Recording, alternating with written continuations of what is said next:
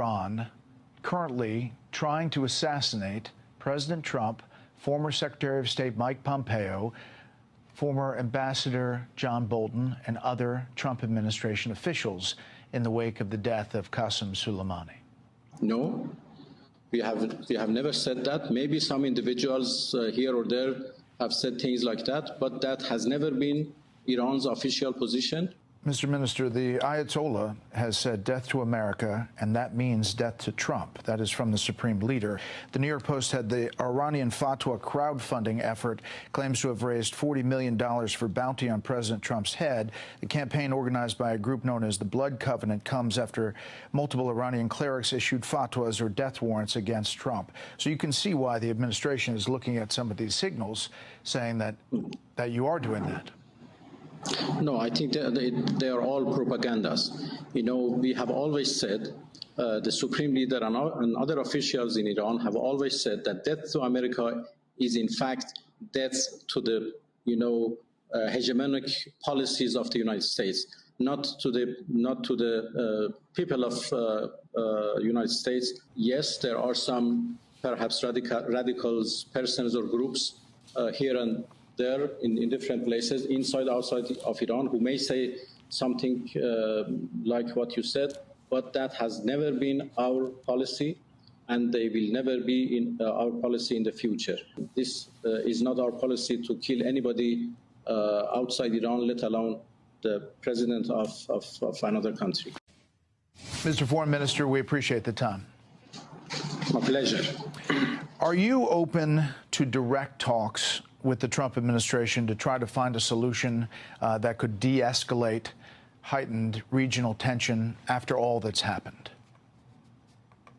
Well, we are open to talks, not direct for the time being. If they are coming for a win-win solution, I am ready to engage with them. I mean that we are ready to do any confidence-building measure needed to prove that Iran's nuclear program is peaceful and would remain peaceful forever, and Iran would never go for nuclear weapons, and in return, we expect them to lift their sanctions.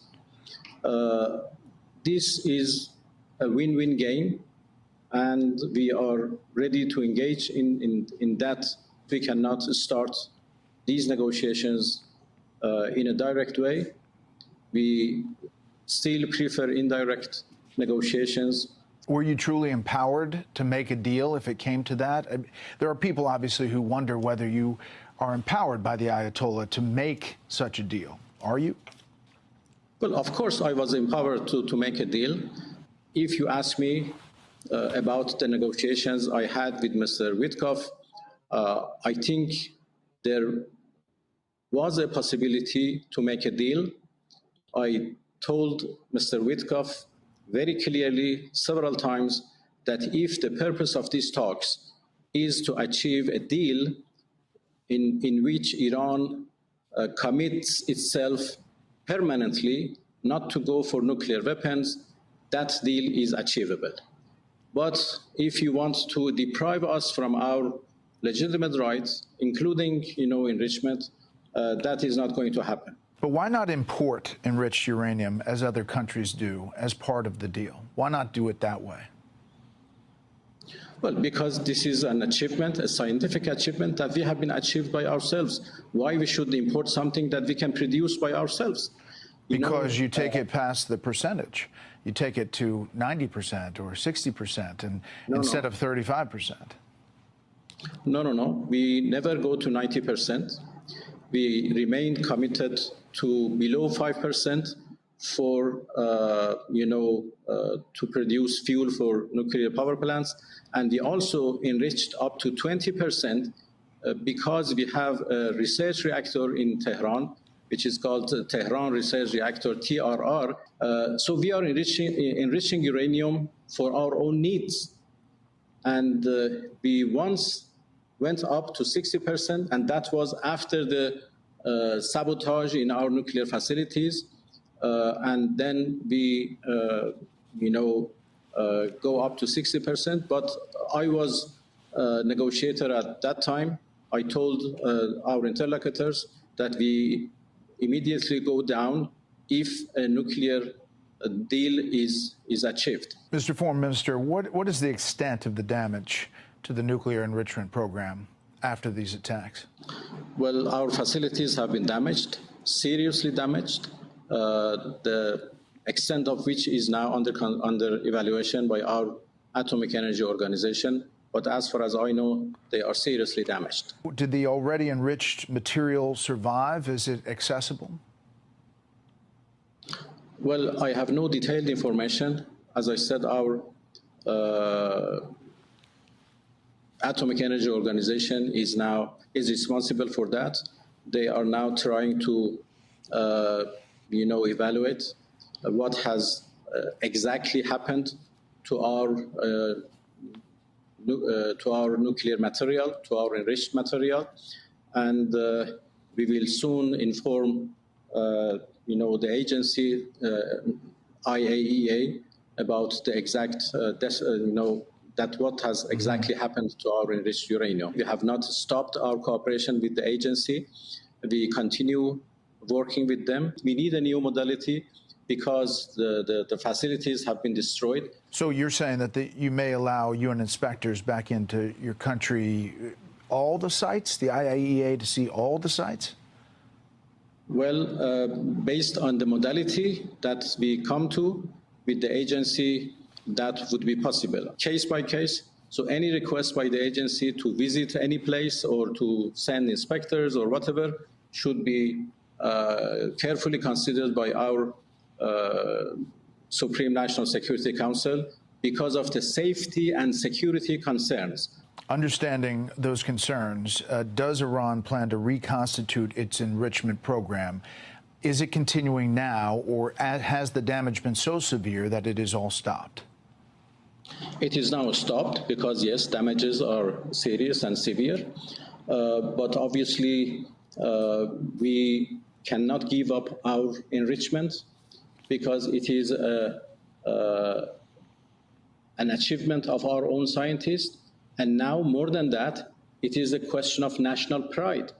Our enrichment is so dear to us. We are ready to engage into negotiation to make sure that our enrichment is only for peaceful purposes. We prefer a negotiated solution. Right. We are not ready to give up something which is now a question of a matter of dignity for the Iranian people, a matter of national pride. So rest assured that we want to continue our enrichment, but of course we prefer a negotiated solution for that. Mr. Minister, with all due respect, obviously it's not just the U.S. and Israel, but other world leaders who have concerns about the enrichment program. Why would you need to put it a half mile under a mountain facility to protect it if it was a completely peaceful program? That's just some of the thoughts about it. Secondly, President Trump has said he would not hesitate to launch more strikes if Iran tries to rebuild its enrichment program. So what's your response to President Trump? Because of the, constant threats by Israelis, by, the United States in the past, we had no way but to protect our facilities and to protect our material and protect our scientists. So my message to the United States is that let's go for a negotiated solution for Iran's nuclear program. And we did that in the past, in 2015, after 2.5 years of negotiation, in which I was a negotiator myself. We came to that solution. That was called JCPOA, or Joint Comprehensive Plan of Action. Maybe the current administration doesn't like that, but we can come to a similar deal, a better deal than that. I think that was proved that there is no military option to destroy our nuclear program. Yes, facilities have been destroyed. They are severely destroyed, but the technology is there. Our nuclear program, our enrichment program is not something imported from outside that can be destroyed by bombings. It is developed by ourselves. It is an achievement by ourselves. The technology is there. The scientists are there. The people who have run these facilities are there. Buildings can be rebuilt. facilities can be rebuilt, machines can be, replaced because the technology is there. I think the recent attack proved that there is no military option for our nuclear program. But I tell you, there is a negotiated solution for our nuclear program. We have done it once in the past.